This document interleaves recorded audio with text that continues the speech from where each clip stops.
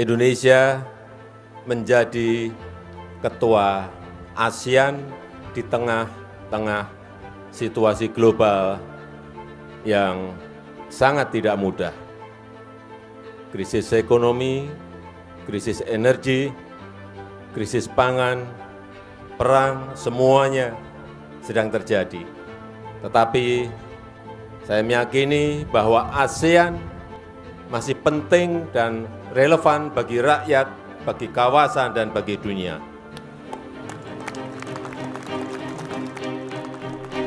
Di tengah redupnya perekonomian global pasca pandemi, ASEAN selalu menjadi titik terang.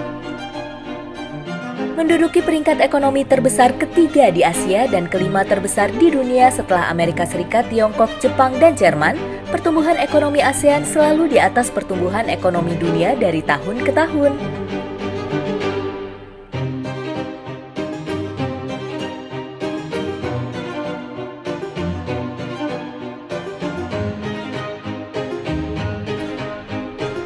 Dengan ukuran perekonomian mencapai 3,2 triliun US dollar di tahun 2022 dan jumlah penduduk lebih dari 685 juta jiwa, ASEAN berpotensi besar menjadi epicentrum pertumbuhan ekonomi dunia.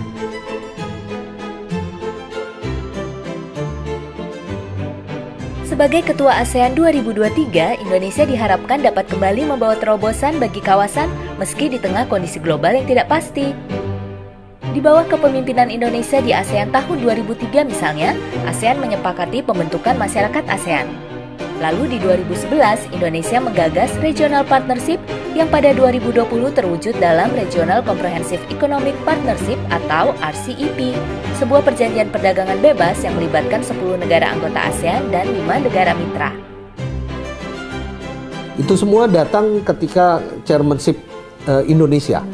Oleh karena itu tentunya banyak sekali yang mengharapkan bahwa akan ada breakthrough, akan ada berbagai hal yang dibawa oleh Indonesia. Termasuk salah satunya adalah dengan penyelesaian isu yang terjadi di Myanmar.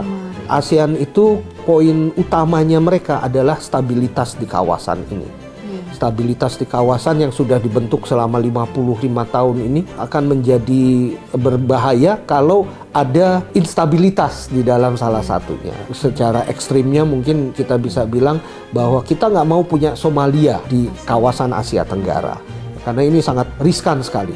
Itu akan menjadi tempat untuk organized crime misalnya, international crime, bisa menjadi juga pusat terorisme di sana. Kita nggak mau tentunya punya Ukraina di Asia Tenggara, ya, di mana negara tersebut menjadi proksi ataupun menjadi tempat di mana negara-negara besar, major power itu berlomba-lomba. Karena kan tentunya dengan adanya negara gagal itu akan lebih banyak yang masuk ke sana, ya, dari mungkin pihak Amerika ataupun juga dari pihak Tiongkok ataupun juga dari pihak yang lain-lainnya, kemudian menjadikan tempat ini sebagai proxy power mereka. Ini yang ASEAN harus cegah itu.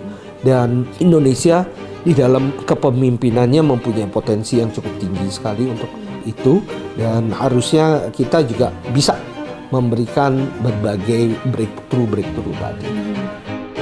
Peran keketuaan Indonesia dalam ASEAN 2023 juga mendukung terciptanya masyarakat ekonomi ASEAN 2025 yang saling terkoneksi, inklusif, dan sejahtera. Para delegasi ASEAN Chairmanship 2023 akan menyusun langkah kolektif dan kolaboratif di sepanjang tahun ini untuk mewujudkan 3 prioritas capaian di bidang ekonomi, yaitu recovery and rebuilding, digital economy, dan sustainability yang diimplementasikan ke dalam 16 priority economic deliverables. Memang ada 16 priority deliverables yang Indonesia akan angkat, akan coba bawa, dan dari 16 ini kelihatannya mencakup berbagai aspek-aspek yang penting tadi, yang pada gilirannya harus mendukung juga kerjasama yang lebih kuat, kolaborasi yang lebih kuat.